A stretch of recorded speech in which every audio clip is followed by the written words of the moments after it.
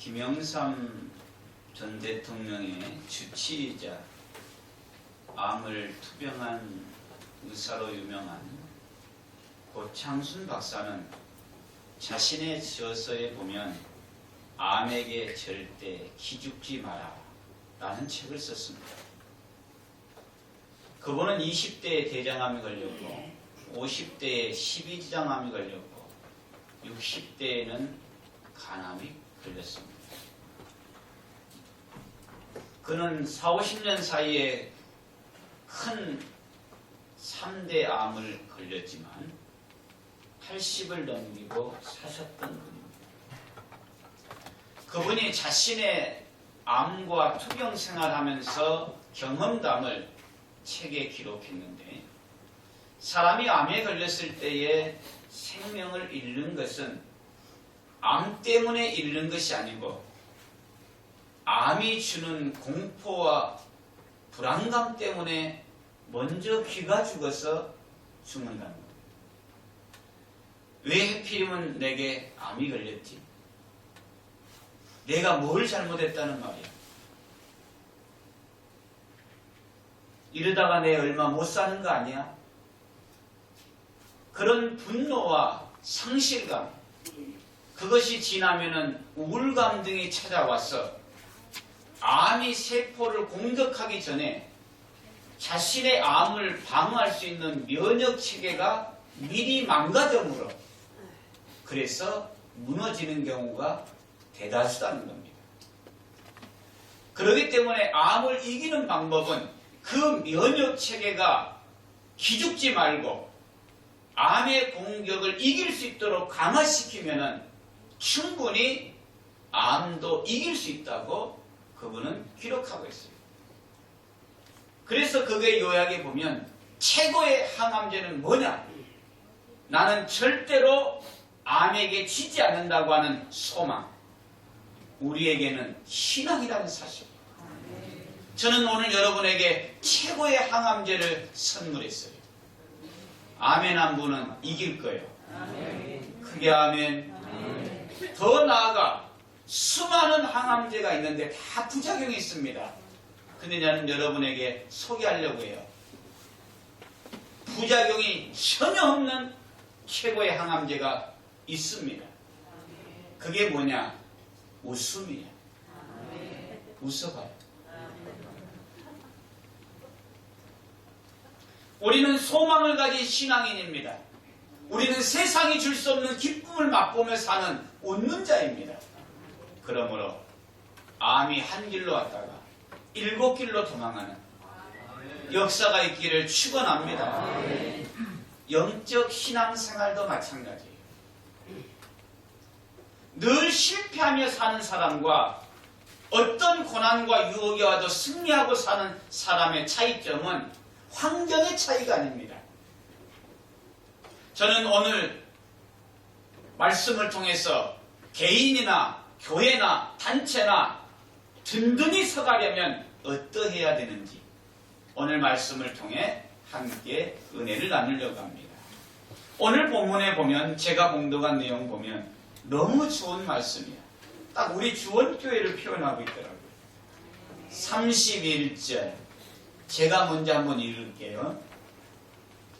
온 하대원과 중원구와 성남에서 주원교회가 평안하여 든든히 서가고 주를 경외함과 성령의 이로로 진행하여 수가 더하니 수천 명이 모였더라.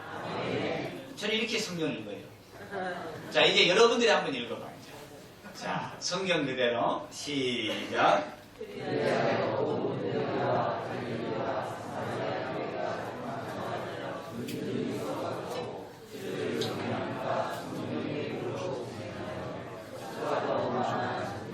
아멘. 얼마나 좋아요. 교회가 평안히 든든히 서가고 매 주일마다 등록하는 자가 있도록 수가 더 많아지니 얼마나 아름다운 모습입니까? 그렇다면 어떻게 해서 이 교회가 이렇게 평안히 든든히 서가고 날마다 수가 더하는 부흥하는 교회가 됐냐 이 말이죠. 첫째, 이런 교회가 되려면 고난을 이겨내야 됩니다. 어려움 없이 부흥하는 교회 없어요. 비온 뒤에 땅이 굳는다고 반드시 시련 뒤에 든든히 서가거든요. 자, 오늘 본문 보면 여러분, 제가 이제 1월달 다른 거는 잘 모를 거야. 9장은 이런 내용이야. 예수 믿는 사람을 잡아 죽이기 위해서 제사장에게 공문을 받아 다메섹으로 사울이 향했습니다. 가는 도중에 강한 빛을 보고 눈이 어두워졌던 사울에게 소리가 들려옵니다. 어찌하여 나를 핍박하느냐? 네 신하니까 내가 박해하는 예수니라. 그리고 그 앞을 보지 못하게 된 사울은 사람들의 손에 이끌려서 다메섹에 들어가게 되고 거기서 아나니아를 통해서 사울은 눈을 뜨게 되고 이방인의 택한 그릇이 되어 복음을 전하게 됩니다. 할렐루야. 이게 이제 지난 시간에 제가 설명한 내용입니다. 자, 그러자 어떤 일이 있었느냐? 사울이 예수를 믿는다고 23절 시작.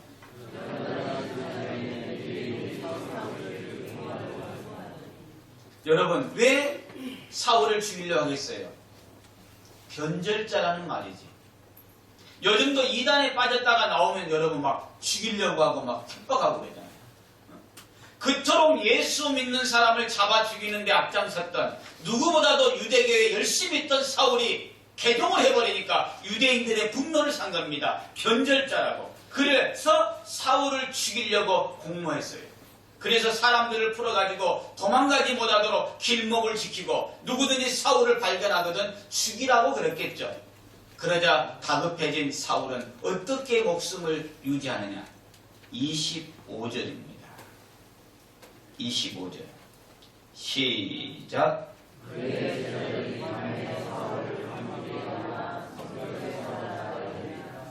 예, 달아서 내린 거예요. 자, 여러분, 우리에게 적용해 봅니다. 평생에 유교에 빠졌든지 불교에 빠졌든지 이런 사람이 바꿉니다. 그러면 사람들이 그래요. 그 나이에 무슨 부귀영화를 누리려고 예수 믿어. 이것까지는 괜찮아. 집안에 안 좋은 일이 생기면 말합니다. 한 집에 두 신이 날뛰니까 되는 일이 없구만. 그래서 핍박을 해요. 여러분 경험한 사람도 있을 거예요. 당연히 아플 게 아팠는데 뭐냐? 종교 바꿔서 우환이 낀다는 겁니다. 그래서 여러분 우리 기독교 초창기에는요 정말로 핍박이 많았어요. 그것 때문에 쫓겨나는 사람도 있었어요. 똑같아 지금. 그래서 교회 나가지 말라고요. 저희 교회도 실제 있었어요. 어느 분이 와가지고 말씀을 듣는데 아멘 너무 잘 듣더라고요. 사모하고. 그래서 또 사모는 또 저도 모르게 제가 사는 또 성경책 몰래 수분한테 선물까지 줬어. 근데 어느 날 갑자기 안 나와요. 왜 그럽니까? 그러니까는 주일날 교회만 가려 그러면 머리가 빠개지게 아프더라는 거예요. 그래서 교회 안 가면은 안 아프더라는 거예요. 빠개지게 아플 거는 안 좋은 것이 빠져나가는 건데 뭔 말인지 몰라? 그걸 이겨내야 되는데 교회에 나가니까는 머리가 아픈가 보다. 안 믿던 거 믿으니까는 안 좋은 일이 생겼는가 보다. 그래서 안 나오는 거예요. 그러니까 신앙이 오래가지 못하고 무너지는 거예요. 우리 지원교회 있는 여기 있는 모든 분들은 설령 어떤 것이 내 앞에 가로막아도 나는 목숨을 잃을지라도 나는 주님 앞에 가리라. 할렐루야. 그것만 건너면 하나님께서 더 큰 은혜를 주시는, 평안하여 든든히 서가는 은혜를 주시는데 그 고난을 못 이기는 거예요. 그런데 사울은 변절자라고 수많은 사람이 자기를 죽이려고 하고 다급해서 성벽에서 줄을 달아서 내리는 그 지경이 돼도 사울은 신앙을 포기하지 않았어요. 그 고난을 이겼어요. 그러자 유대와 갈릴리 사마리아에 교회가 평안히 든든히 서갔다는 거예요. 사랑하는 성도 여러분, 어느 개인이든 교회든 마찬가지입니다. 든든히 서가는 데에는 저절로 되는 것이 아니에요. 부흥하는 교회는 우연히 되는 것이 아닙니다. 누군가가 어떤 어려움이 와도 그 위협 앞에서도 끝까지 신앙을 붙들고 이겨낼 때에 그 복된 열매를 거두게 되는 줄 믿습니다. 여러분 앞에 어떤 비바람이 몰아쳐도 눈보라가 몰아쳐도 나는 가리라, 주의 길을 가리라. 이 길은 승리의 길, 진리의 길, 생명의 길. 그리고 나아가면은 주께서 우리와 동행하여 주시고 우리에게도 승리의 기쁨을 주실 줄 믿습니다. 회사도 마찬가지입니다. 창업을 했더니 하루아침에 매출이 올라가고 되는 게 아니에요. 때로는 이것이 내게 맞지 않는 거 아닌가. 몇 판이고 접고 싶은 생각도 들 때 있어요.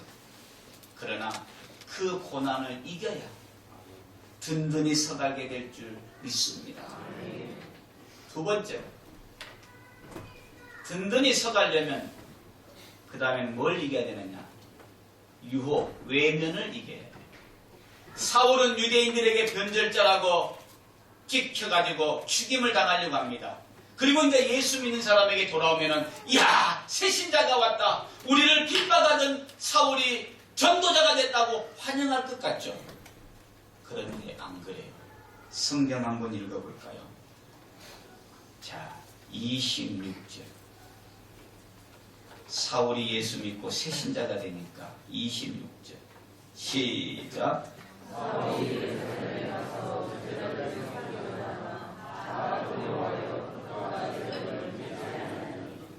야, 사람은 겪어봐야 돼. 저 사람 고단수야. 예수 믿는 척하고 들어와가지고 우리를 잡아가려고 그러는 거 아니야? 안 믿어주는 거예요. 사울이 화날 거야. 내가 어떻게 해서 예수를 믿게 됐는데 유대인들이 나를 죽이려고 해도 내가 신앙을 지키고 예수를 믿기로 했는데 나를 안 믿어줘? 예수 믿는 것들이 다 이렇게 속이 좁다는 말이야? 그럴 수 있습니다. 우리에게 적용해 볼까요? 정말 어려운 가운데 예수 믿기로 하고 작정하고 왔어요. 왔더니만은 밥을 먹어도 저희들끼리만 먹는 거예요. 우리 교회는 그런 일 없기를 축원합니다. 저 사람 교회는 왔지만 내가 아는 바로는 벌써 여러 교회를 다 훑어서 온 거예요. 함부로 정주지 마. 그러지 마세요. 여러 교회 훑어도 와도 맞으면 우리 교회 다녀. 그런 격이에요. 저 사람은 더 두고 봐야 되지. 사람이 하루아침에 바뀔 수 있어? 하고 사람들이 사울에게 가기를 꺼리는 거야. 그런데 그때에 추원교회 성도 같은 분이 하나 있었어. 그게 누구냐? 바나바요. 27절. 27절 시작.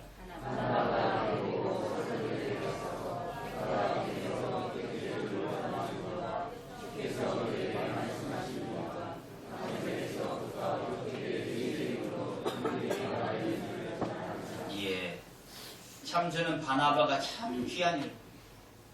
바나바가 사람들이 다 사울을 두려워하고 믿을 수 없다고 멀리 할 때에 아니야. 이분은 이렇게 해서 주님을 만났고 그리고 고난 가운데서도 이렇게 복음을 전했던 사람 하고 가교 역할을 해준 거예요. 우리 성가대가 다 바나바가 되기를 축원합니다. 가교자가 있어야 돼.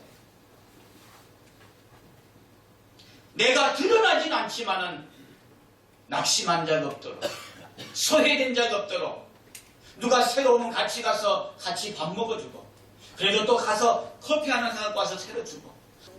예수 믿는 사람은 내가 드러나지 않아도 다른 사람이 가까이 올 수 있도록 연결해주고 낙심한 자가 힘을 얻도록 위로해주고. 할렐루야. 그래야 교회가 따뜻한 교회 아닙니까?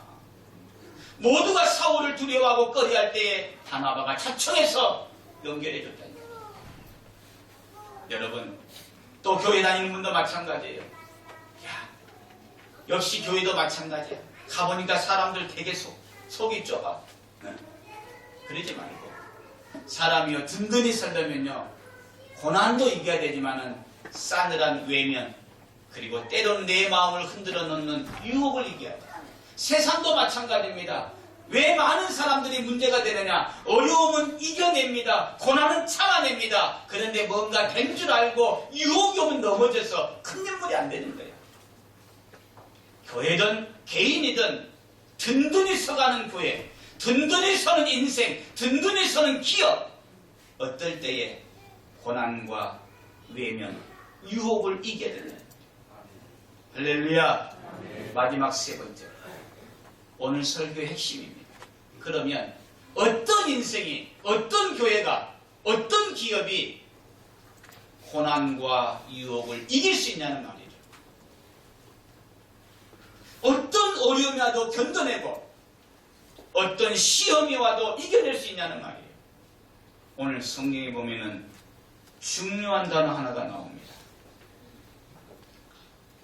한번 읽어보겠습니다.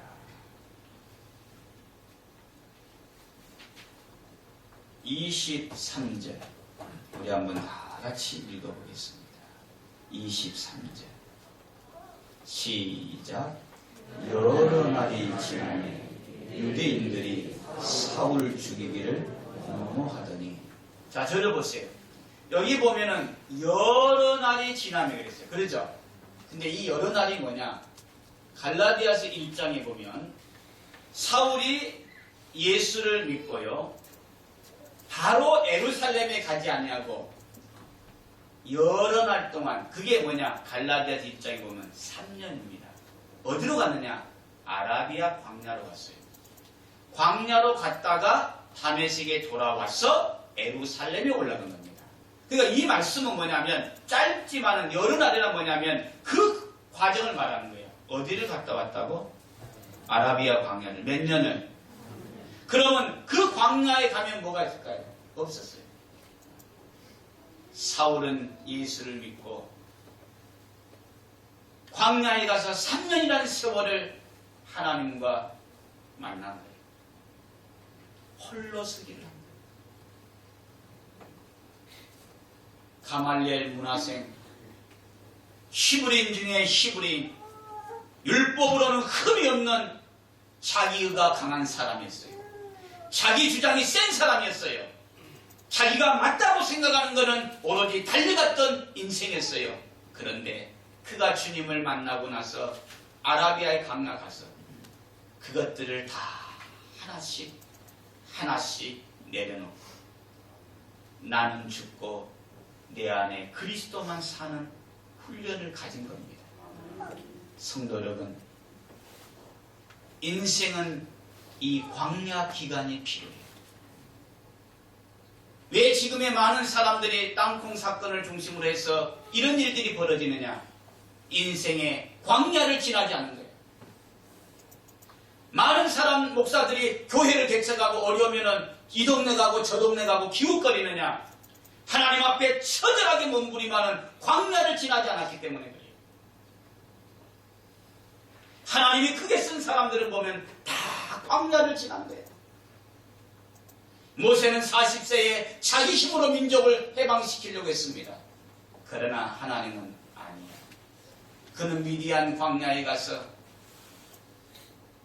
홀로 하나님과 독대하는 40년을 보냈습니다.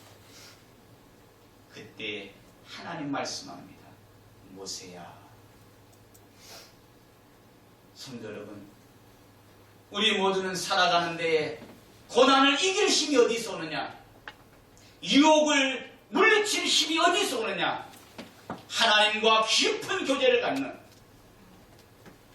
그 시간을 가질 때에 우리는 동남풍이 불어도 서부풍이 불어와도 꿋꿋이 서서 예수 향기를 드러내는 승리자가 되는 줄 믿습니다.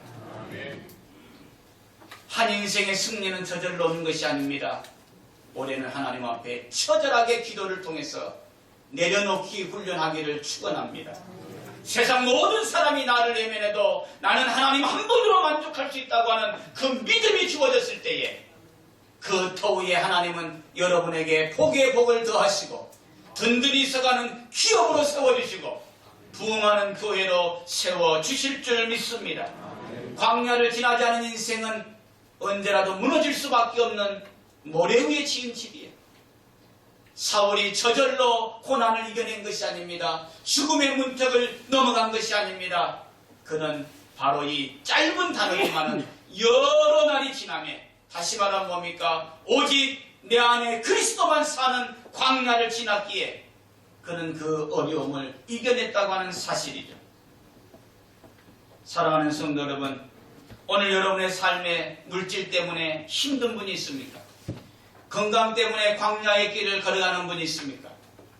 아니면 모든 가족들의 관계가 불편해서 이게 사는 것이 뭐냐고 어려워하는 분이 있습니까?